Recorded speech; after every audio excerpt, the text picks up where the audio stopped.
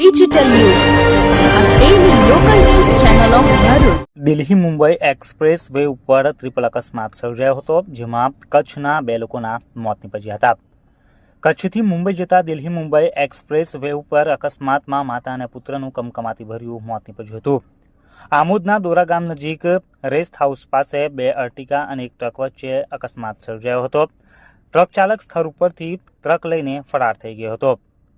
અકસ્માતમાં નિશાબેન અશોકભાઈ પોકાર અને તેમના પુત્ર નિર્મિત અશોક પોકારનું કમકમાતી ભર્યું મોત નીપજ્યું હતું.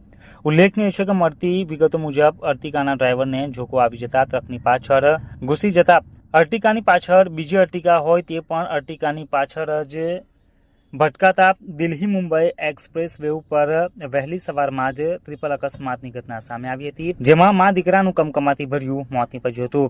આમોદ પોલીસે ઘટના સ્થળે પહોંચીને અકસ્માતે મોતનો ગુનો નોંધી વધુ તપાસ હાથ ધરી હતી.